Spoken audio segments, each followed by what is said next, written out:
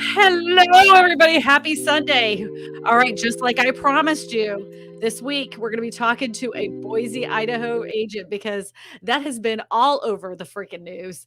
Like, apparently, according to the headlines, the whole place is tanking. They're dropping 40, 50, 60%. Sellers are going crazy. Nobody's buying. The market is just collapsing. That's what the headlines say. But I wanted to know the truth because, I mean, there's always like between two stories, there's always a little bit of semblance between true, like what's really going on. You know how that is. But I want to say thank you to everybody that's been commenting on my most recent videos. Y'all have been awesome. I also want to thank the moderators for coming in this week. And after we talk about the Boise market a little bit, just know that you can always ask your questions anytime during the stream. So my special guest today, her name is Nicole Hall. She is from Boise, Idaho. She does sell houses out there. Just FYI, she is not a YouTuber. She's just a real estate.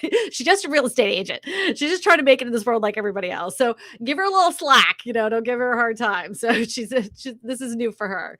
Hello, Nicole. Hello. Say hello to her. Thank you for having me on your show. I'm excited. And yes, please, all of the YouTubers out in the world, please be gentle. It is my Yeah, well, I'm glad you could break it with us. Yes, I'm excited.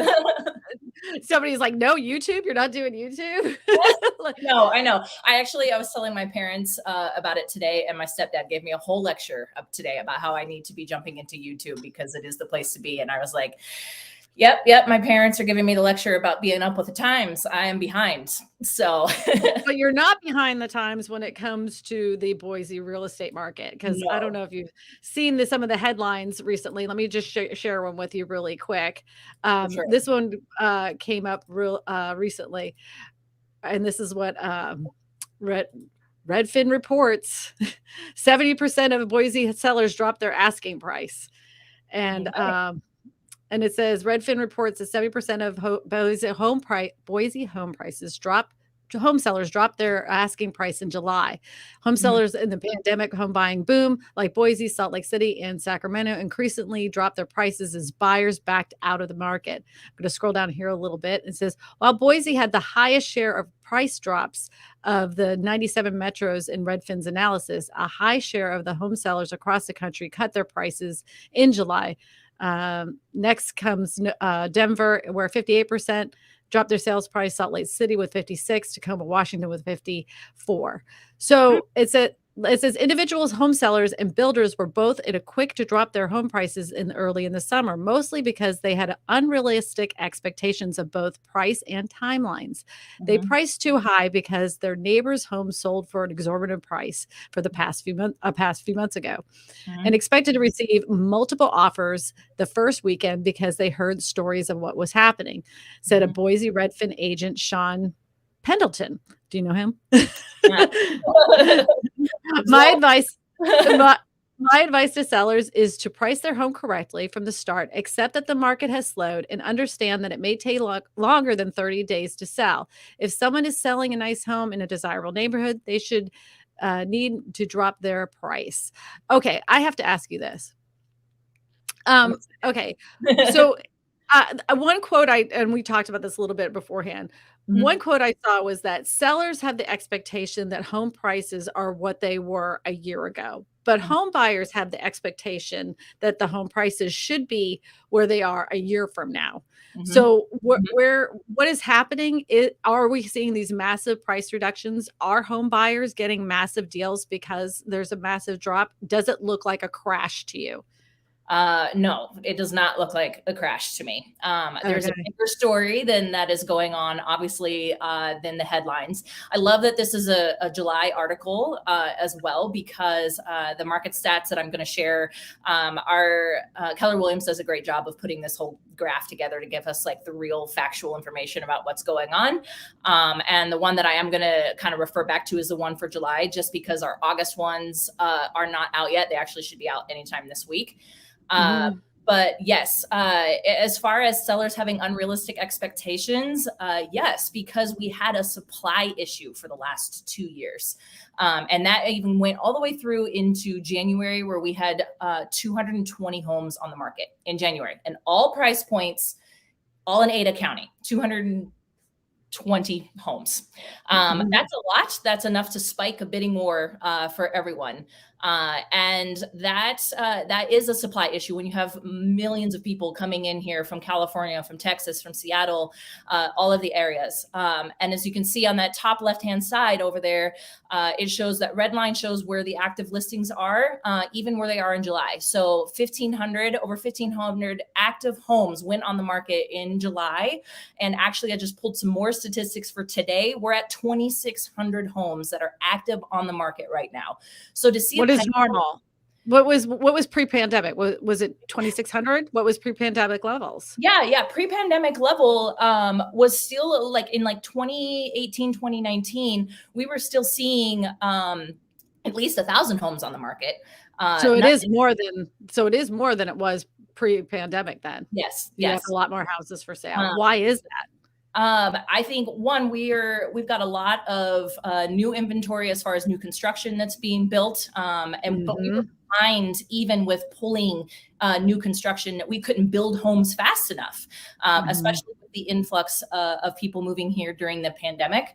I really tell people that the last 2 years, we were kind of on an acid trip as far as like market was concerned. And we just did, it was very unhealthy. We had 34% appreciation last year alone in 2021. So that's astronomical when, but if you take out the last 2 years, we were trending 16, 11, and then 2020 was 17%. Right now, we're still appreciating. We're still sitting at about 6% appreciation this year, even with all of our scary headlines of everything tanking and doing all this stuff. According to the July statistics, considering that that's all I have to go off right now, we're still 100% list price to sold price all the way up to the 600 price point. And from there, it's 99% all the way down until you get to the 2 million, 1.5, 2 million mark. Which, fun fact, the 2 million mark just got added this last year. We didn't used to have houses that were that expensive. So we had to add a whole nother tab for Ada County. So yay, growth. But yeah, so we just basically, yes, we are shifting. I am seeing a lot more price reductions. But I'm still seeing if real estate agents, we get and talk to our sellers and have realistic expectations about how they're going to get their house sold and it gets priced correctly, then it's still going to sell under the average days on market, which in July it's 18. Right now, we are sitting at 29 days on market. So I do want to point out one thing because this channel is all centered around affordable homes, right? Mm-hmm. Yep. If you look at that chart, yes, everything from 100,000 to right when you get to the 300,000, there is nothing, nothing. So that is terrible for people that are looking for a more affordable home. And like what they say for the median home priced home here in the United States is now like at 415 or 407,000. You have a lot of those in that, what I would consider for the national average or national median price around the 400. You have 412 listings. But if you want anything below that, your pickings are slim. Exactly. Yeah. And are home builders, hold on one second. Is the home builders in that area, are they building homes in that like 100 to 300,000 range? No. That is pathetic. Yeah. That makes me so mad. Why are they not building more affordable homes? That's what people really need. I mean, like, we need another mansion, like we need a hole in the head. But we definitely need like that's ridiculous. I'm sorry. I had to get on my no. Hey, I can join you on that soapbox because affordable housing is a huge issue here in Boise for both buying for people who want to actually own a home and for people who even want to rent. Rent has more than doubled in some places and some price points. What we used to be, a one bedroom that could have gone for a high end at $800 is now $1,500 a month at the bare minimum. And barely probably giving you a washer and dryer that you probably have to trudge down the stairs and stuff to get. So it is tough for affordable homes in which way ever you want to buy or rent. It is difficult. So is there has there been a lot of institutional investors that have come in and bought the smaller homes and are renting them out? Have you had like the Blackstones and all them come through and buy up those affordable homes? I have seen them more so last year, not like terribly like a whole lot, but a lot of investors in general definitely jumped in the market in the last 2 years to help increase those prices and cash prices, which are just tough for first-time home buyers because in the name of the game that it's gone across the whole nation is last 2 years, you get your offer accepted by waiving all your contingencies and waiving your appraisals. And if a first-time home buyer doesn't have $20,000 just sitting in their bank because they went, $20K over asking, then the investor is going to get it right off the bat. So I saw that more than once. Do you think some of these people that bought like the very height of the market are going to like start losing some money they put into it? Do you think they're going to regret their decision that they like put an extra 20,000 on their offer in order to win the house? Yeah. I'm not sure, just because a lot of those that happened toward last year already have so much appreciation, even from that last year to this year. But I would say if there was anybody who might have bought in like from January to May, they might have a different story that they might be singing. But it's not that our market has crashed. It's really just that it's kind of leveled out. And I'm telling all of my sellers right now, like, you have to compete now against other active listings and not just one or two. Unless you're under 300,000. If you're under 300,000, you got a gem.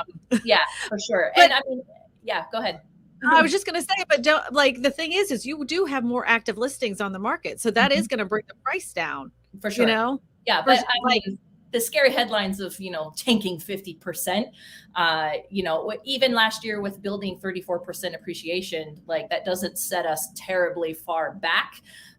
But I think that we are going to see some leveling out with price points because, you do have to be competitive. And I think a lot of the price reductions you're seeing are the ones that in the last couple of months thought that they could just stack on what their next door neighbor, like that article had said, that, they got multiple offers and they started here, so we're going to start there too. But we also have to consider too, the interest rates took a jump up right at the same time. And so they're up this week. They're like over 6, over 6 yes. again. So do you think that we're was end up at 7 at the end of the year. Yeah. 2. Yeah. Yep. So we've got that kind of happening right at the same time that our inventory jumped up. And that is what flooded our market with inventory, as buyers were like, whoa, hold on a second. Like, my buying power just got reduced because the interest rates went up, anywhere from 0.5% to 1.5, sometimes 2, depending on what they're looking at. And that made a lot of buyers take a big pause right around May. And that's where everyone kind of had a little bit of a freak out. You hear all the shift classes that were jumping back in, and all of the interesting stories that we're all telling ourselves that was happening with our market. But the fact that we just, we're still not even in a balanced market. So this feels like we're in a buyer's market, but it's still a seller's market. It's just not selling in 5 minutes over the weekend like we're used to. So like typical times on the market for here in Louisiana is about 45 days, between 35, 45 days. If it was on the higher end, it would be 60, 65 days. What was it before pre-pandemic? What was it days on the market? I think we still were around 30-ish days on market, 30 to 45. Oh, hello, here is. Hi, Fred. Love him. We want to say hi to. She's very interested in the market as well. Awesome. So 30, 35 days. That's not that bad. Yeah. And that we were lumping in new construction in that as well, but now I wouldn't say that even with July was showing that it was 18 days on market. We're including such a broad amount of price ranges now that is an okay average. Are home builders giving more concessions now? Because I know, like, for the longest period of time, they were like, "Nope, it is what it is." Are they are they back to giving closing costs? Are they Oh yeah. doing builder packages where they upgrade? What do Mhm. they do? Are they buying down points? What are they doing to entice people to lean towards new construction? So you said you have a high supply of new construction now Mhm. because of Yeah. this, right? Yeah, the last 2 years, it was like you would go to a builder and they would say, "All right, I have this plot of land that I can sell you for $300,000, and we won't start building on it for like another year or so. Get in line. There's a wait list." And now the houses have been built, and they're offering seller concessions, interest rate buy downs. And I haven't seen a whole lot of upgrades, but I have seen a lot of, since they're like not completed homes, a lot of like, "Hey, come in and choose your finishes." Which I think is pretty bold, seeing that like some of our supply issues are still, working its way out. Lingering around Yeah, like a bad headache. But the most popular thing right now is definitely, $10,000 seller concession toward interest rate buy downs and so on and so forth. Yeah, I mean, just for new construction and for resale homes as well, I'm seeing a lot of that. I'm also seeing the return of real estate interest. I'm sorry. See, here's the YouTuber in me right now, like freaking out. Commission stuff going up, offering more commission to real estate agents. At the height here, there was a builder that was only giving a 1% commission. That's it. That's all they were doing. That was all they were willing to do. And like, they had the house. So of course you're just going to write it up, whatever, thank God there was a house for someone to purchase. For sure. And they were jerks the whole time. Their sellers addendums were terrible.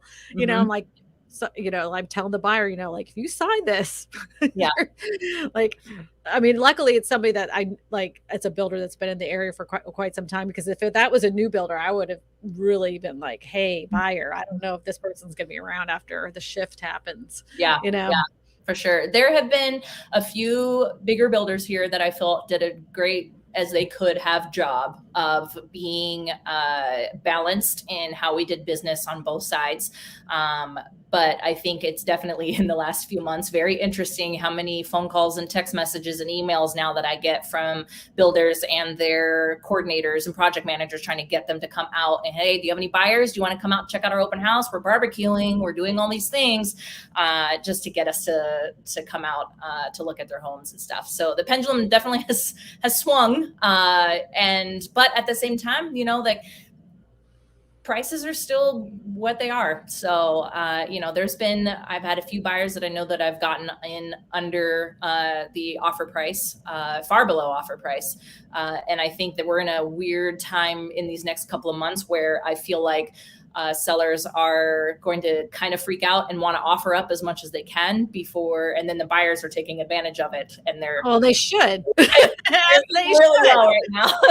Yeah, well, what was the price point of that house to begin with before you did your, what was the price range of that house? Mm-hmm. In this particular one that I'm talking in my mind, the price point was almost $1 million. Okay, so once you get into the higher end, they're more willing to come down than the people that are in the like let's say 200 or 300 range. They're not going to be as willing to be as flexible because they know they have a hotter market. Like, if I was in the 200 range, I'll be like, "Nope, it is what it is." Even with the supply problem that you have in your area, but it's a supply problem of expensive homes. Yes, for sure. I would say right now the 400 range is about our new average for first time home buyers and people wanting to downsize and that transient type of housing. But I'm still seeing some opportunities for people to at least be able to, get 10K off of the price. And if which is great right now is seller concessions, if with the interest rates going up and stuff and buyers losing buying power because of the interest rates, I'm circling back around to all of my first time buyers that have dropped off in the last 2 years. And I'm basically saying, let's go shopping. Now's the time. If you don't have all of your ducks in a row, we can get some of our ducks and let's go. I have a question. Why would anybody move to Boise? I mean, I swear when this first hit the headlines, I'm like, what the hell Boise, Idaho. What's out there? Like, I didn't know that even had a pop-in housing market. Why do people even go there in the first place? What made it so hot that Yeah. people wanted to move there? For sure. Well, multiple reasons in the last 2 years. I would definitely say that politics played a huge role in that. And we're mostly a red state. So there were a lot of people that wanted to transition to that opportunity here. And also, we're very big on recreation. So with what used to be really affordable housing that we used to have when our houses were in the 200,000, 300,000 price range, then people were coming here and say, all right, well, I'm going to go swim at the lake, kayak in the rivers. We're going to go into the mountains. Our ski resort's only 45 minutes up the hill. And there's just tons of things to do. I moved here from Philadelphia about 8 years ago. And I'm originally from California. And everybody there laughed at me too. They said, why? Where is Idaho? Is it Iowa? Is it Ohio? Like, where is it? I was messing it up too, because I was like, is it Boise, Idaho, Iowa? What is that? Yeah. Which one is that? I do it all the time. And I was like, you know what? I don't know. I've never been there either, but I'm going to take this opportunity to go try somewhere new. And I was like, oh my God, am I going to get bored here? Like, I'm going to run out of stuff to do, because in Philly, I could take a train to New York City. I could take a train to DC. I could go to the beach in New Jersey, all in like a day's trip. And I was entertained, when I got here, there were like 6 breweries. And I was like, well, that's no good. Like, I'm a craft drinker, connoisseur person. And there's like, maybe a handful of coffee shops, but it's exploded here. It has absolutely exploded. And we're working on trying to grow the right ways. But if you're an outdoor person, you need to be in Boise. Like, okay, well, I have to then, like, what industry is there that's going to prop up? Let's just say, because you do have a bigger supply of houses on the market, I mean, it's obvious that some prices are going to be affected, but what will make it not crash? What will make your housing market not crash? Is there a vibrant jobs market there that's going to be able to hold up these and maintain these prices? Yeah. The couple things. Micron is here, and they just announced that they're going to be expanding to be able to do like their own like in-house stuff there. So that's going to bring a ton new jobs, especially to Southeast Boise. Amazon put a warehouse here a couple of years ago, so that has brought a lot of opportunity. HP is here. There's a lot of small businesses that are tech company startups that are starting to move in, and then even Facebook just announced that they're moving their job site to Kuna, which is just outside of Boise. And it's out in the field. We're hoping they stay way out there. But since we have been on the map, as you will, I think we've been getting a lot more interest level with businesses. We've trying to keep up with that. So our infrastructure downtown has been building a whole lot more hotels and apartments and things like that to kind of hold, hopefully I'm thinking is holding bigger conferences and getting people to come here on more of like a tourist note too, because we do have a lot to offer for more than just people who want to live here permanently. So if you don't want to get stuck. I have this thing that I keep saying that I don't see home prices crashing unless the job market crashes. And since I didn't know anything about your area, that's why I was like, what is the industry that's going to hold up these home prices where it won't crash? Because that's a lot of supply to increase within a year. So I still say you guys need a better supply of affordable housing. That's a criminal, like the amount of houses. You can just totally tell everybody above. Well, I'll just put that back up on the screen because that was eye-opening for me, and it should be for other people. Let's see here. The amount of houses, you guys, from 300,000 and under, there's only there was only very few scattered amount of houses that were for sale. Less than 40. Yep. Less than 40. That's ridiculous. And the last 2 years there wasn't even a line there. There was like 1 or 2 maybe houses that were sold. Like that just didn't exist the last 2 years. It was real sad when it went away. Real sad. Yeah. And there's enough people that need those houses. Like there's definitely a market for that. Definitely. And what you're seeing on that slide is just for Ada County. What we've seen too is basically a migration of all the people who can't afford the houses. They're moving to Canyon County, which is Nampa, Caldwell, Middleton, all the outskirts that are about 30, 40 minutes away from downtown Boise. The housing used to be on average in like the 200 to 300s out there, but they're now slowly creeping up into like the 400 or 500s as well.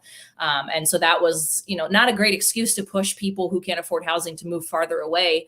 But that affects a lot of different things too, because there's a lot of, like, my fiance's in the public school system, and she's seeing a lot of the kids that needed the special stuff for in their classroom, their services that they may not be able to supply to the schools because those kids are moving out to Nampa and Caldwell because they can't afford to live here. And so thus we don't have the services to serve the kids that need the most help. And so it affects everything. Yeah. Everything. We have our first question. How much premiums do buyers usually pay for wildlife decor attached to their walls, such as deer heads? Oh my gosh! If you're in Wyoming, that is like if you don't have that in your house, you're in big trouble, man. If you don't have a deer hanging off the wall, I think that's a staple. Yeah, I don't know. Island. Yes, this I just was showing a house yesterday. I don't know the answer to that question. I do not have any wildlife hanging on my wall, so I wouldn't say that I'm a connoisseur of the deer heads. I just see that they are definitely there. So there's a market for them. Our UK watcher, subscriber here, Love Chrome Homestead, he's here every week, says, do you agree that Boise has special, almost unique attractions, family-oriented, 2A friendly, conservative, low crime, outdoors oriented, nearest the West Coast cities? Yes. Would you? Yes. Didn't you get a lot of Californians that came to y'all? Didn't you have like... That's when I was doing my research. That's what it seemed like. It was a huge influx of Californians. Yes, yes. And there's a lot of animosity sometimes toward people because they're taking their California sold home prices and purchasing homes here for cash as well. I'm not going to blame it completely on Californians, but that was a majority of the trend that we are seeing. But just because they were coming from California, again, we're a red state, the majority. And so people that were leaving California were not happy with the things that were going down there, thus choosing Idaho as the place to land and to take their, I'd say, values and political opinions to this area. So, yeah. Hey, now that's not true. I had an aunt that lived in Wyoming for 30, maybe 40 years. Yeah. And then like it's like Montana, Wyoming, they like themselves some hunting. Here in Louisiana, I'm not gonna it's called sportsman's paradise for a reason. So there's a lot of times I'm like, can you take the 16 deer heads off the one wall? Can we just bring it down to like 3? Oh my gosh, yes. Oh, and he was not here at the beginning of the stream, and now he just put his own comment up there just for me to say his name. And he's behind this. He's a producer in the background that puts up the questions, and I was running it on my own when it started, but now he's here. Thank you very much, Eddie. We appreciate you. All right. Jeanette's Journey says, Southern California here, living in a very low priced community and sale prices are still rising. Should I expect a slower decline because we are priced much lower than most? Oh, yes, absolutely. And it doesn't matter where you're at. Honestly, it can be Southern California. It can be Boise, Idaho, where they've seen record number of price drops from sellers. They still don't have a supply of houses in that lower price point. So yeah, it's going to take a lot more time. And in certain areas, if investors can still buy up the least expensive homes and turn them into rentals, that's exactly what they're going to do. 100%. Yep. And I think my team leader, we had talked about this in the beginning of the year, that the stock market, like hedge fund people are basically like had a goal this year to buy as much property as they could. And I'm wondering if they're singing the same tune, watching the market kind of shift a little bit. Just as I've seen investors just kind of be a little bit more hesitant right now, is like trying to figure out, is the cap rate going to be what they need for things. So I'm just wondering, because Oh no, they've gotten grosser. No, yeah, now they're buying up as many mobile home parks as possible. mm-hmm. The only state they're having trouble buying them is in Colorado, and they actually are trying to lobby to change the laws, because in Colorado they have a law that states that you have to give the option to the residents to buy it as a co-op before you actually sell it to the person that or the company entity. Mm-hmm. They're like the only state that has this. But on all the other states, they just keep sending these people letters, these mom and pop owners of manufactured home parks. They keep sending them letters and like giving them ridiculous amounts of money. And then they come in and they just blow up the rent as much as they can. And the reason, like, if anybody hasn't seen my video, the reason they do this is because they know that a lot of the people that live in there, they're on a fixed income. Mm-hmm. They also know that other people can move in. And since their house is paid off and they're renting the land, they can't afford to actually move the house itself. So they have this, let's just say a little old lady bought her house cash, and she has a fixed income. She was, only paying X amount. So it went from $500 a lot rent to now within a year, $1,200. That was way more than she anticipated. Now we all know inflation has increased home food prices, medication prices, all these other things that was just so unforeseeable for them. Now they can't afford to live there. So the people that bought the park now have a free house because she can't afford to move her house. Yeah. Wow. And that's it. So the only solution you have is like, you either have to sell and tell them this is how much the lot rent is now. You could do that, which people do it. They were like, oh yeah, I still can get an affordable house, and they think they can afford the lot rent. So people still do it. But I mean, these people have, like, they got kicked out of their house, and then what are you going to go to? Because everything else in that area is so expensive.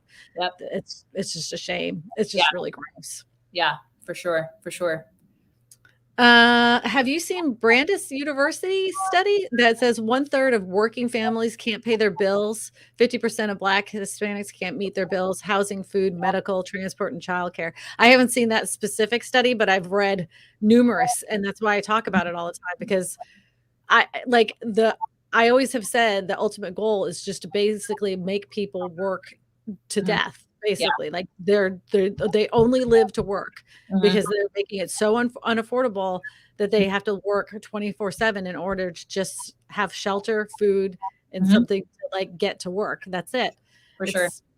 And our minimum wage hasn't even risen either. It's still the same, like $7.25. So we can't get in that conversation. If you get in that conversation, you're gonna get some people that are like, no, we can't raise minimum wage. That's just gonna make everything go up in price. Yes. You see inflation now, you inflate minimum wage, then it's gonna get worse. So that's what they're gonna say. This is my coffee bag. That's Lawnmower's famous quote every week. He always says that about my coffee bag. I like my coffee bag. I honestly, that just, that is necessary. So I'm just happy that you have that. And it's got to keep the scary people away. So a subscriber sent me this. A subscriber sent me says, I like big mugs and I cannot lie. I like big mugs and I cannot lie. Now you get all stuck in your head. I'm going to be singing that later. Oh, is this a question that comes up often too? No, it's 24 ounces, I believe. 24 ounces of liquid. That's why at the end of the show, I'm like, okay, goodbye. Little girl, little bladder. Like, I gotta go. Gotta go. Oh my gosh. Which builder would you recommend in the Ada Canyon for new construction homes? I don't know this area. Is this an area of your area? This is your area, obviously. Ada County and Canyon County. There's both Boise area all the way through. I I think that this is a tough question, just because it depends on your price point, and it depends on what you're looking for to get out of a builder. The most popular ones here are CBH, Hubble, Toll Brothers. Those are the lower like price point homes. But I think, you know, it just depends on what kind of direction you want to go with that. I think that I don't really have a like favorite per se, but you know, I've worked with all of them, and I bet you have some least favorites though. I know I do. But it is, I think it is also not for everyone. Everyone, I think, has this idea that new construction would be the way to go because everything's brand spanking new. But it can definitely be a way that you can, like, you were really loving the partner you were going in with, and you can be divorced by the end of this term with going into new construction. So it is not for everyone, just because there's so many different things, especially if you're going to be picking your own like appliances and like paintings and, you know, all that kind of stuff. It's not for everyone. So I'll leave it at that. I won't say that Eddie and I didn't fight when we were building this house. We didn't have any problems when we were building. It was all roses. Yes. I have somebody who I helped. They purchased this plot of land a couple of years ago, and they've been building this house for 2 years. And here's a fun fact. I just married them a couple of weeks ago. I became an officiant, and I was able to marry them. That's how much I love my clients. Just throwing that out there. But they've been building this house for 2 years, and they said that after I married them, they said they're both, if they get divorced, they're going to just live in the house together, because it has been such a crazy process for them to build that they're like, nope, like even if it doesn't work out for us, we're both just going to take a floor and live out the rest of our lives. Yeah. I got to show this real quick. I got a fresh haircut. I did. Hey, oh, I love that. Oh, yeah. It goes all the way back. Very nice. It goes all the way back. I did. I wanted to look tough and mean. I thought this would give it to me. Give me some like, whoa, $10 super chat. Thank you so much for supporting the channel. It says, ask AB Fizbo 2 months ago. Asked about a Fizbo 2 months ago. Thank you for helping me. We sold in one day and now are buying our dream farm.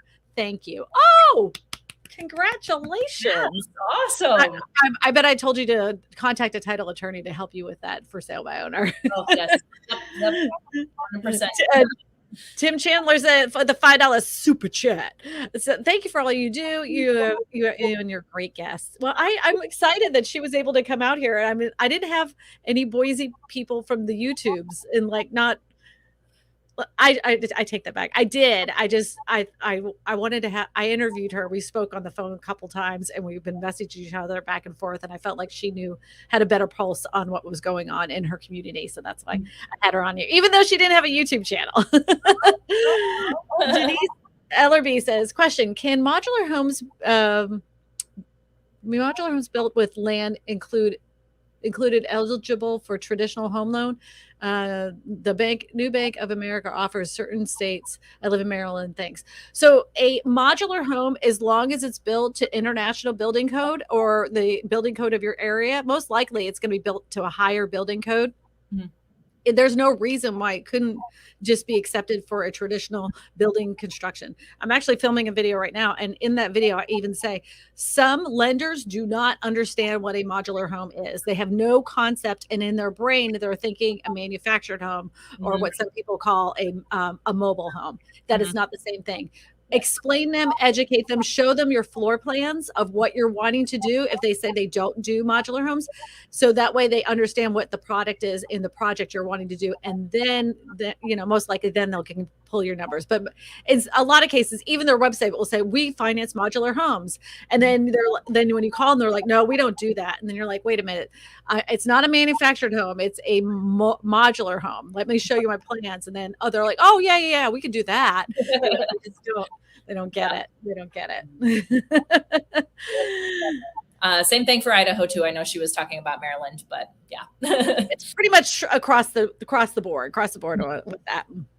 Question: what is happening now with prices of land approved by Board of Health? Idaho is a beautiful state full of free-thinking Americans who support the U.S. Constitution. A Board of Health, a land prices approved by the Board of Health. Do you have land that is approved by the Board of Health? If it has come out as far as like an article in the last week, I have not seen it. I feel like I've heard something about that, but I don't want to speak on that because I don't know enough about it. Well, thank you for not talking out of your rear end and making something up. I hate that. I appreciate that. I don't want to do that. Yeah. I've never heard of we have rural development land. Do you have that in Boise? Rural development land? Yeah. So someone could still use a rural development loan in your area if they could find an affordable housing option? They can, yes, if they can find land, yes. And you'll have to like spread out and look farther out. But yeah, I mean, it is accessible, but it's just farther away. Land has been a very hot commodity because also everybody wants to, especially since the pandemic, buy a plot of land, put a hobby farm on there, be able to be self-sustaining in some facets with it. So it became very popular. So yeah, and if you're like thinking that you're going to buy land in Boise and make a mint, just land is a lot trickier than you think. I have several videos on it, and even though you have this land on it doesn't mean you can build on it. And just because you think you got approval to get a build on it, you don't know how far you're gonna have to dig a well, if you have to have a well, the utilities, the perk tests. There's so many things that are involved before you actually even scrape the ground for your pad. Be careful. Know what you're getting into when you buy dirt. It may seem expensive now, but when you start rolling in all that other stuff, you're like, damn, that was a lot of money. A lot of money. That is understanding how land purchasing works in your state, or at least has gone through the process, because yes, there are a lot of things that go into buying land if you plan on building on it, even in Idaho. And Idaho is not very it's not heavily regulated like California per se. Like I don't think very many other states are as regulated like California, but Massachusetts. Massachusetts is very heavily regulated. But yeah, definitely talk with a real estate agent that's familiar with land purchases, if that's the route you want to go. But yes, as you're saying, like septic, well, even getting surveys, and finding contractors to do these things are going to push you farther back on that timeline than you may have wanted. So. Oh, and back to the modular home thing. If you were thinking about putting a modular home on a piece of land and you hired a contractor and they say, yeah, I can do that. Ask them to see their modular home projects that they have completed. Don't just take their word for it, because it does take a certain skill to be able to put together modular homes. It's not the same as traditional home building. And if they say, yeah, I can do that, but they have no idea what they're doing, you're ending up with a big giant mess, just FYI. Yes. For sure. I think that's, we can say that for a lot of things. Like if you're going to get into business, somebody like interview them and make sure that you understand that they understand what your vision is for something before you just kind of sign paperwork and hope that and go off of what they said. And like, oh yeah, we can take care of that. Like have them show you proof. So. Do you guys have like multifamilies there? Do you guys have duplexes and triplexes? Oh, you do. Okay. Is that like closer to the city area, or is that all over? They're all over. Yeah. They're, nice. In Boise, all the way out to Nampa, Caldwell, there's plenty. But we're a university. We have Boise State here. We have CWI out, and a couple other like NNU and stuff. So there's a lot of like college areas that like these duplexes and triplexes work because of the student population. But we don't use them just for student population. But I feel like that's helped kind of increase the need for it as well. So do you guys have basements there? It's not like the East Coast where everybody has a basement. A lot of our homes are built with just like some crawl space. My house right now actually has a walkout basement. So on the front it looks like single level, but on the back it's 2-story. But you won't find, especially new construction, we're not really doing too much basement work. Yeah, I didn't know. Like Georgia, for instance, would have basements, but like here in Louisiana, we're below sea level. We don't have basements. So I just asked because I was thinking that if you were to get into in a price point that you would say, oh my gosh, this is a little high. If you got a house with a basement, you could possibly turn that into a rental, so you could rent the basement part out. But if you don't have that, then that shoots my idea right out the window. Yeah, well, Boise, actually, it was like we allow a ADU to be built, obviously with like different approval and things like that. So that was a lot of the way that the Boise City tried to handle affordable housing, is allowing people to get these permits to have ADUs being built in their backyards. So it's not uncommon to see houses that have some sort of additional dwelling unit in their backyard, and either if they're renting it out for monetary purpose income, or if they're putting their mother-in-law out there or a family member or something like that, or turning it into a shop. But yeah, it's not uncommon to see those. And if there's any questions, you can go ahead and put them on the screen. Here we go. Oh, thank you. Question, Kristina, do you know when the mobile home park financial model started? Any history of it? Are you talking about for home investors? Or are you talking about for when people are buying just like an individual buyer? So like the individual buyer thing with what they call a chattel loan has been around since the dawn of manufactured housing. Like as soon as manufactured housing came about and people were renting spaces, most people don't have that kind of money to put down on a house. Like most people don't have $80,000, but they can finance it, like, so that's, they have no choice. So they have to get a chattel loan. Those chattel loans typically run a lot higher as far as interest rate than a typical 30-year mortgage. Now, FHA does have a chattel loan program that is, you can get accepted for. So, just check with your local lender. If you are doing that and you are doing it where a place where they're doing lot rent, I suggest don't use the lender that's at the place that's selling you the brand new manufactured home. Check with other lenders in the area that do financing. You can check with your credit unions, check with like little local banks, because in a lot of cases, they're going to give you a better interest rate. Matter of fact, Warren Buffett got in big trouble for his predatory lending practices when it came to his manufactured homes, because they steer you like, oh, you like this model? Well, come over here and talk to our people behind the desk, And so a lot of people could have been, have gotten a better interest rate if they didn't use those lenders that are in the park. But definitely get the numbers, get the quote, see what they have to say, and take those numbers to the local credit union in your area and say, hey, this is what they're saying. Can you do better? Yeah, for sure. Yeah, and I would definitely say it has been people's best interest to shop lenders, because there are a lot of different products out there that different lenders can offer people. And whether they are a credit union, whether they're a mortgage company, and also as part of the relationship building process, like you need to be able to vibe with somebody. But there's been, especially now with the market shifting, I'm seeing a lot of different ways that lenders are trying to get buyers. So you might even, on top of getting a good interest rate, I saw another lender that's offering free appraisals right now, just to get people to come in. So it may not just be the interest rate too, shop the whole product. So. Right. Yeah. And like any kind of buy points thing they have going on or whatever. But, I will say this though, if you are buying a manufactured home brand new off the seller's lot or whatever, and you're going to buy a brand new piece of land to go with it, you can do it again, a new construction loan. There's a process with that, and you can roll that all in one. And then you get at the end of the construction period of the house, and it's all put together and you got your occupancy certificate, then it rolls into a traditional 30-year mortgage. Just for, you do not have to have a chattel loan with that kind of product. Eddie, next question, if there is one. Hayden Homes builds in Idaho. Are they reputable? The average is around 450,000 to 600,000. Are they spec builders? They seem steep. The 450 to 600, they are on the higher end of some of the other builders that are here. They are reputable. I have worked with them before. They would do great work. And they were spec builders in the last 2 years. And I need to double check. I haven't sold anything in this year yet with them, to see if they've kind of changed their tune as to we can give you pick your finishes kind of package or anything like that. But for the last 2 years, they've definitely been spec. Do you have more like big box builders, or do you have more individual builders in your area? I think now we've gotten a little bit of both, but the big box builders are definitely very apparent, such as CBH and Hubble and Toll and even Hayden.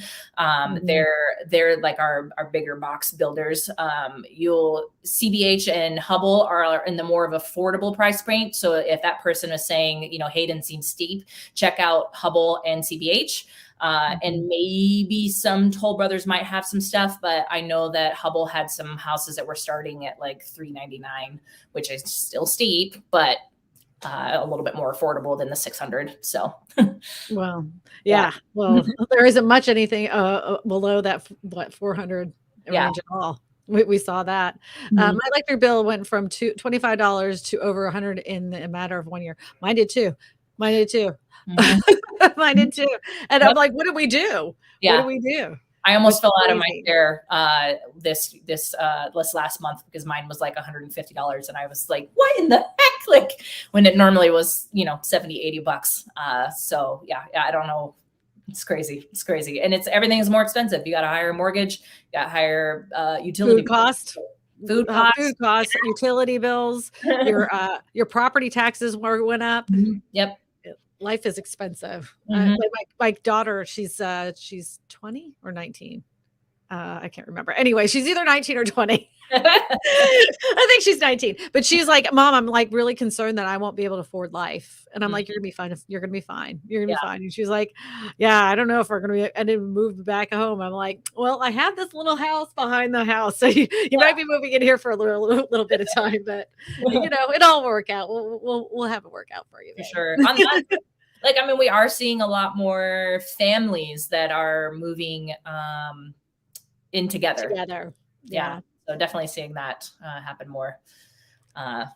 If I had to move in with my family, I would not be a member of this earth anymore. Question: do you think prices will go down in 2018? Go down to 2018 prices? If so, when approximately? Oh, man, 2018. To look to my crystal ball that I do not have with me right now. I can't predict that. I won't. I'm saying, like I keep saying, it's a crash if it goes to pre-pandemic levels, and I'm talking at the beginning of 2019. Yeah. And I can't see how that would happen, in my opinion. Yeah. I keep saying that unless the jobs market totally tanks, most of the people that bought houses in the last 2 years were super cash heavy. They put a huge down payment down. In order to get lending, they had to have really good credit and really, these loans weren't done willy-nilly. So I just, in my opinion, I just don't see it falling apart unless the jobs market tanks to 2019 numbers. Are we going to see some areas that maybe drop 10%? Very possible. Very possible. I have my eye out on like Austin, Texas, and even Las Vegas and in Phoenix, Arizona, because of the fact that they do have so much new construction in the area. So they have so much more supply. But areas like here where I live, there just is not enough houses for the amount of people that are moving to the area. It's possible that we could see a reduction in prices. What do you say? I say the same thing. I totally agree. Our housing prices on average right now are over $600,000 on average here in Boise. To return back to 2018, our housing prices would have to be about $325,000. That's a huge steep that you're asking for us to go from where we are now to 2018. And everyone is concerned about this crash. And like you said before, our lenders are doing their checks and balances way better than they were in 2006, 2007. And the amount of equity that people have in their homes right now is far more. Record numbers. They can just refinance if they need to, or they have that equity to be able to sell and do what they need to move on into their next place. But yeah, I just don't see it returning down to 2018 prices anytime soon here in Boise. Again, my opinion, and no crystal ball. So, but there is something I'm keeping my eye on, and I've told my listeners this before. I'm looking for how many people are looking like they're about to default on their HELOCs, their home equity lines of credit, and I'm keeping my eye on that because that will indicate there will be high prices that will drop because people will be losing their homes.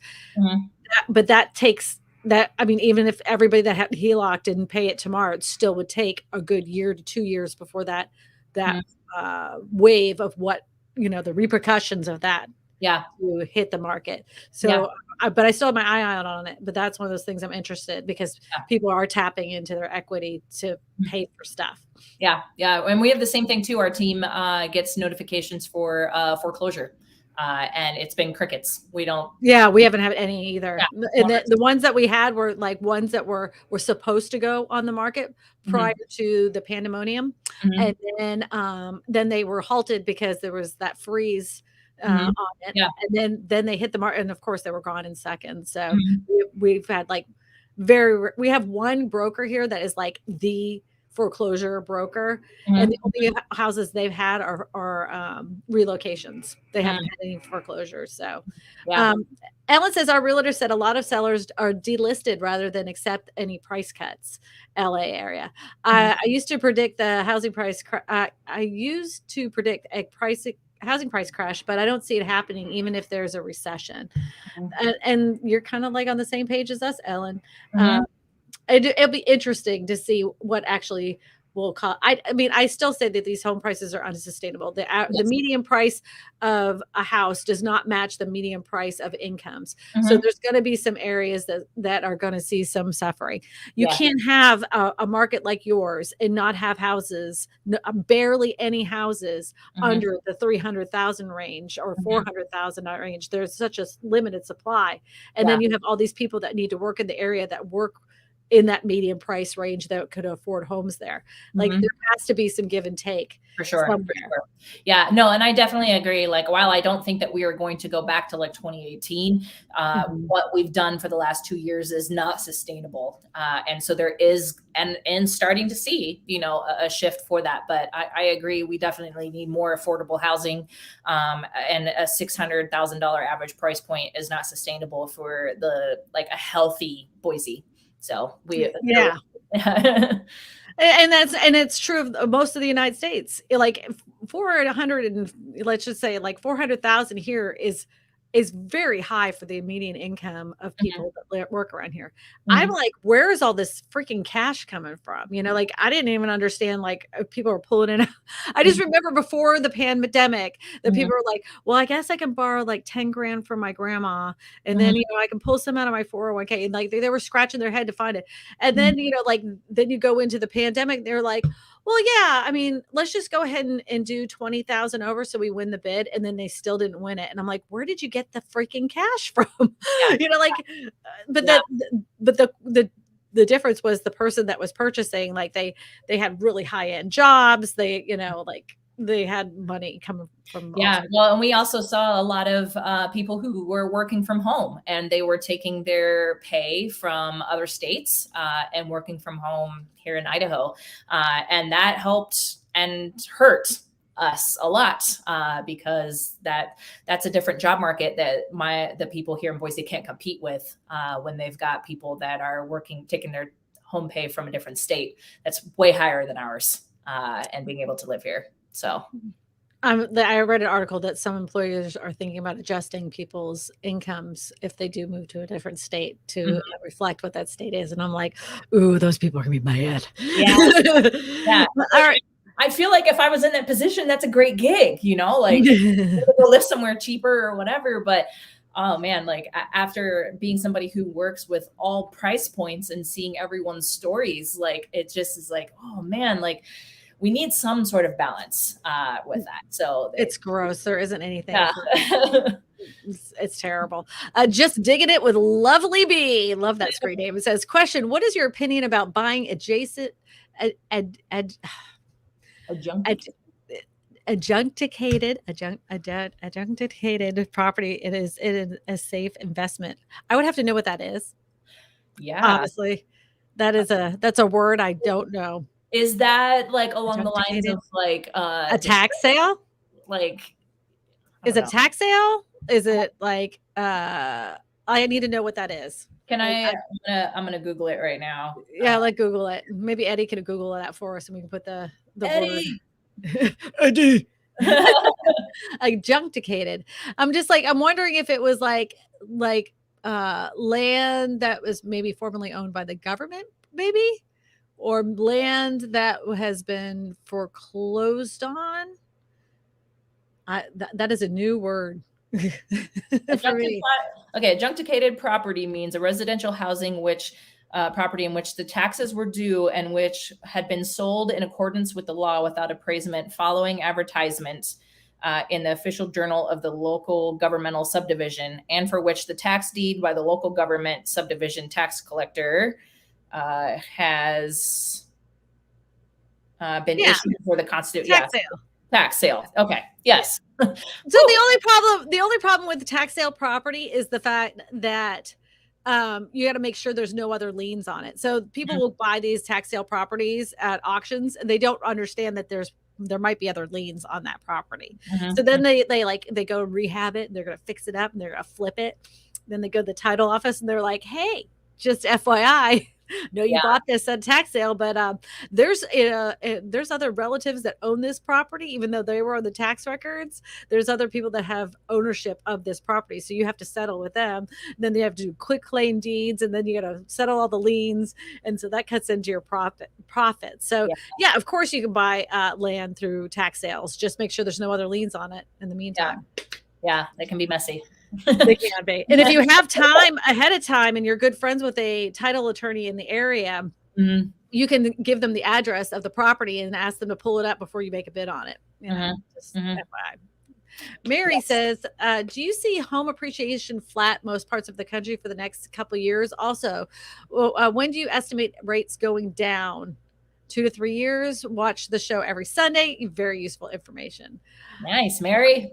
I will only say for the next 3 months. Let's see where we're at right now. We are in September, October, November, December. Yep. For the next 4 months, we're going to see a very flat market. Very, very flat. We're going to see a lot of sellers pulling their houses off the market because of the holidays, which is very, very typical. We're going to see a lot of, if the interest rates go up, we're going to see sellers take some price reductions. But as far as like the overall like collapse of the housing market, no, I've always said we're going to have the great stagnation. But I definitely, for the next 4 months, I see that happening. What do you say, Nicole?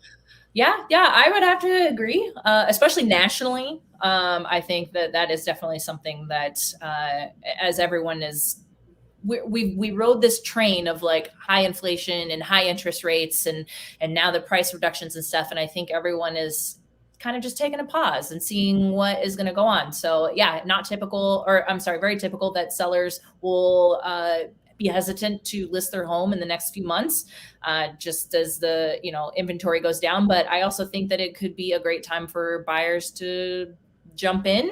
But I don't see appreciation skyrocketing in the next few months for sure. So if interest rates keep climbing like they have, there's going to be more and more buyers that are like, nope, they're not going to do it. Yeah, but go ahead. Our job as real estate agents is to provide perspective, and I really think if you say date the rate, don't say that. No. I say that 2 or 3% that we had the last couple of years, like that is just free money almost. And to have a 6 or 7 interest rate in perspective to what it had been, even in 2006, 2007, and beforehand when they were 12, 15, 18%, that it is going to make buyers go, my buying power just got lost. I dropped down 10K in my affordability. But I think we will get used to what that is. And then maybe people will jump back in again and decide that, if you need to buy, now is the time to buy. But if you can wait.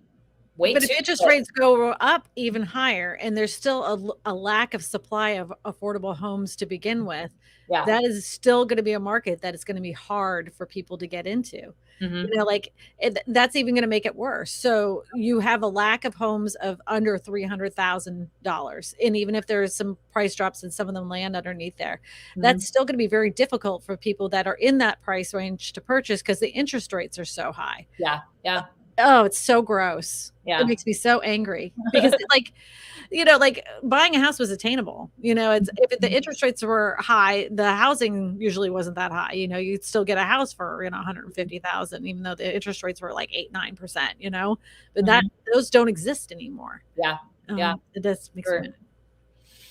The U.S. Census Bureau in 2018 issued a report saying that there's 17 million vacant houses in the U.S. You can easily Google this fact to read the proof yourself. Yeah, 17 million houses. Do you know what they count those as? As people's vacation homes. Do you know how many people actually have those houses?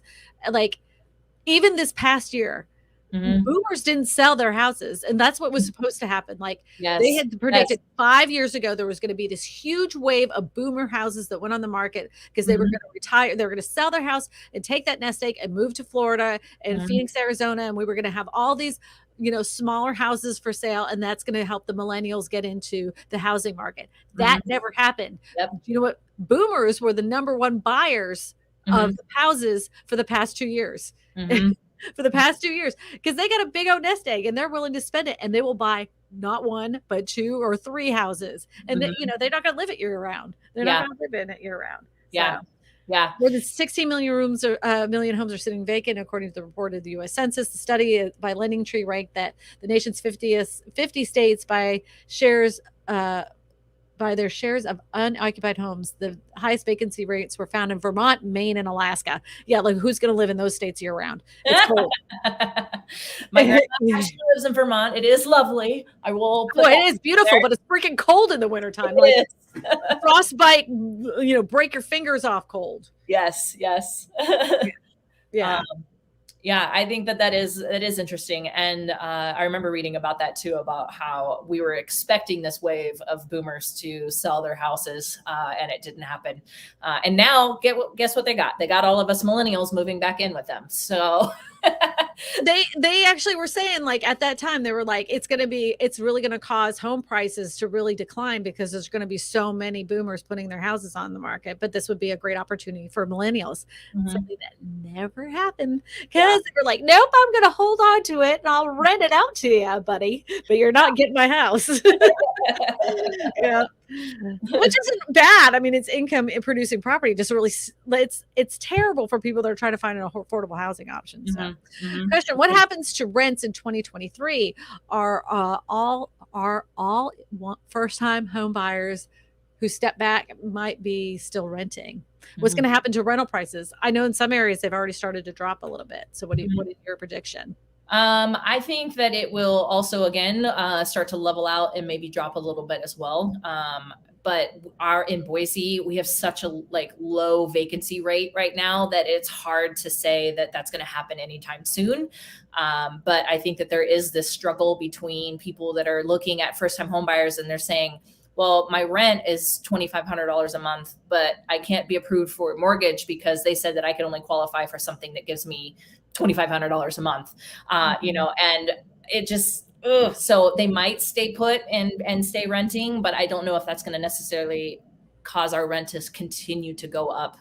I'd be surprised. I am seeing a little bit of drop in rental rates as not being as what they were before, but our vacancy still is just so low, and that plays an effect for it. So in some areas, like around Florida and I'll even say Phoenix, Arizona, Las Vegas, and everything.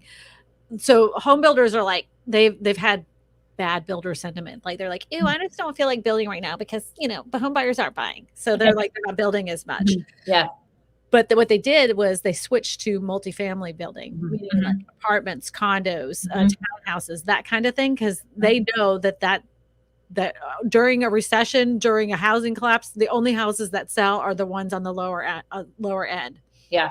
So I predict, because they are getting into the apartment complexes, the condos and everything, that we are going to see rental prices drop some. Not in 2023. In 2024, we're going to see a big, I think 2024, we're going to see a big significant amount of rental prices come back to normalcy. They can't build them fast enough in 2023 to make that much of a difference. Yeah. But I think we're going to be running pretty flat. Flat. As a nation, though, we have not built enough homes, though, too. So whether it is housing that's apartment complex style or even just single family, like, we are lacking the amount of homes needed for us to keep track with the amount of people that are growing and getting old enough to purchase property or even just get into apartment stuff. Like there's just not enough in there. So I feel like even with that, like maybe even 2024 might be a stretch, just because we're still playing this catch up from 2006, 2007, when all those builders stopped building during that recession. So I think that it might be even still, we have a long way to go to catch up. I think the number is kind of skewed because I think they say that we're in lack of 5 million houses for the United States, but I think they need to rephrase that as 5 million affordable homes in the United States, because there's plenty of McMansions, Yes. like there's plenty of those, you don't have a problem finding those, but there isn't enough houses under 300,000, under 400,000. That's just almost impossible. It's like you landed on a gold mine if you found one. So for sure. Peter Cooper, PETA. All right, question. You folks are forgetting the corporate and large investor flood groups who stabbed the whole blocks of houses for rental income. We didn't forget it. We spoke about it earlier in this podcast. Is it a podcast? Yeah. So we did. We spoke about it. No, I don't forget that at all. I think what they've done. That's what they've been doing. I think they want their goal, and they've made it pretty abundantly clear. I've done several videos on it, that they want to turn as many Americans into renters as possible.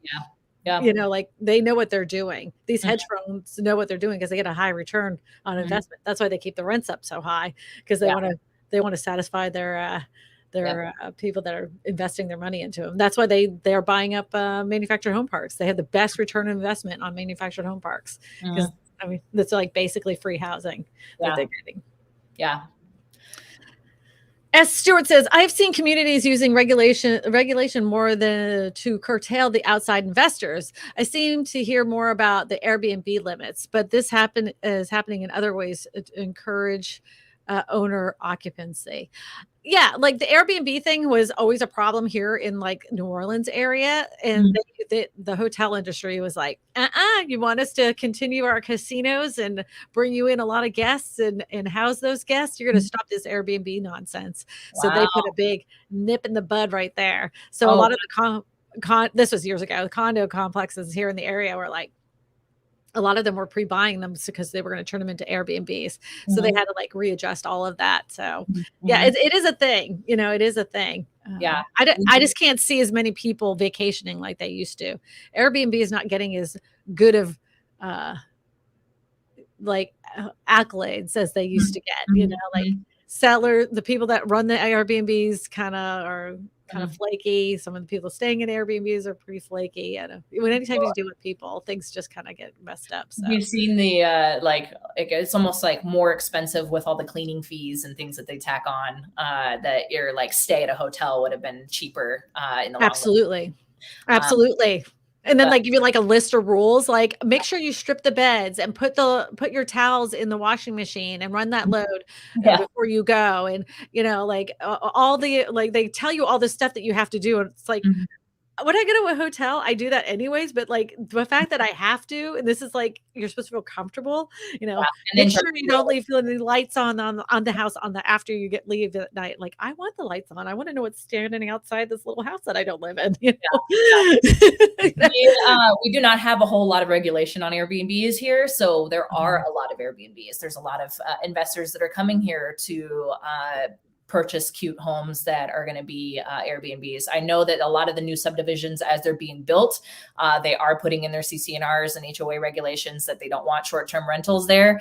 But a lot of our areas in like Boise proper have really, really old CC&Rs. So it is...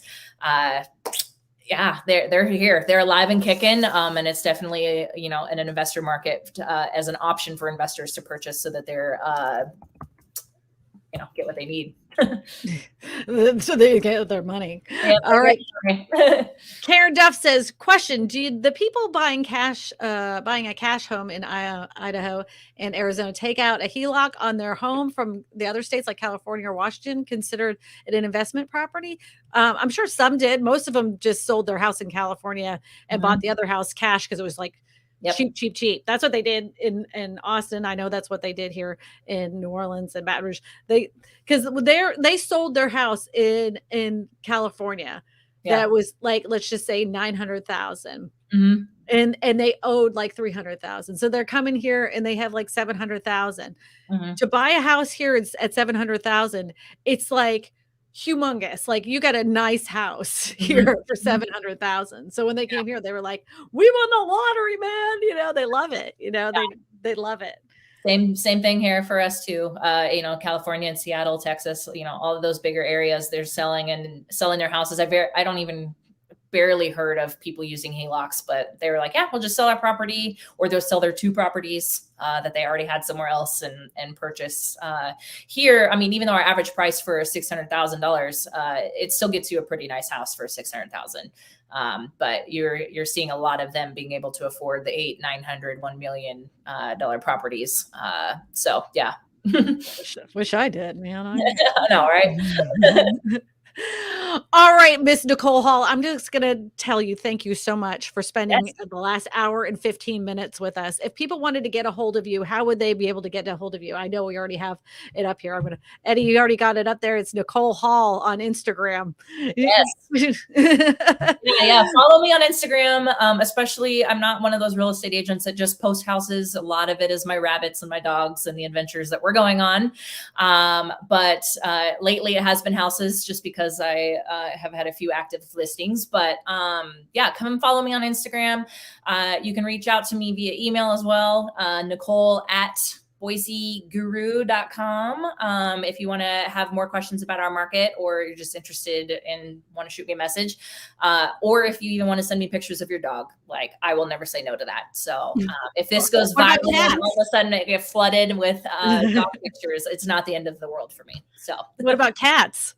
Cats too. I'm a lover. I got rabbits too. Like all animals. It's great. And if you are needing a real estate agent in your area, I'm connected with thousands of real estate agents throughout the country, so I can help you. So all you have to do is go to my website, KristinaSmallhorn.com, click on any of the pink buttons that will take you all to one specific form. Either you want a collaboration or you want a referral. Go ahead and fill out the referral form. Please, please, please put in your phone number so I can give you a call. I will talk about your real estate needs, so I can find you the best real estate agent that you need for your specific home purchase, because all of them are different. Some people are looking for manufactured homes, some people are looking for modular homes, some people are just looking for land, and that will help me get you the right real estate agent. So make sure you do that. And I just want to thank you again for spending the last hour and 15 minutes with us. This was a really great stream. I learned a lot about Boise, Idaho. I had no idea about, and like before the pandemic, that was never on my radar that was a hot housing market, that home prices would be blowing up the way they did. But it does make sense why people are taking those price reductions. It does seem like you do have some inventory that has now crept up on the market. So it'll be interesting to see. I'd like to check back with you probably at the beginning of the year and see where your market is now. So that would be like 4 or 5 months from now. For sure. I would love to, I'd be curious too. So well, it'll be interesting to see how how it all plays out. If you're seeing like record, well, and not only that, it will be slower anyways because of the holidays. So it'll be interesting. I'll be interested. Yeah. Well, I am very grateful that you had me on your YouTube channel, and I was able to do this for the first time, and also help debunk a lot of myths about what's going on in Boise, hopefully, so that your subscribers can be like, oh, well, that's not actually what's going on out there, but also, hear the story behind the numbers. And yeah, this was super, super just exciting. So thank you very much. Well, you're a natural. You need to get on camera. You start up your YouTube channel. Everybody in the comments section, tell Nicole, get yourself on the YouTube channel. It is going to be a goal of mine for next year. So you and I will definitely have to connect further so that I can be as successful as you are. So, well, you're part of my Facebook group. I'll help you out. I will. All right. So this is when we dance our way out. We're going to say goodbye to everybody. I hope you have a fantastic week, everybody. And next week, I'm hoping I can get Jason Walter on here. I haven't called him yet, but I'm hoping that I can get Jason Walter on here. I've been trying for over like 2 months to get him on here so we can have a conversation about the California housing market. So everybody, you have a fantastic day. So long. Farewell. Bye-bye. Be good. Stay out of trouble. Don't talk to strangers. Look both ways before crossing. Don't look up when it's raining. Make sure you wear your seatbelt. Yes.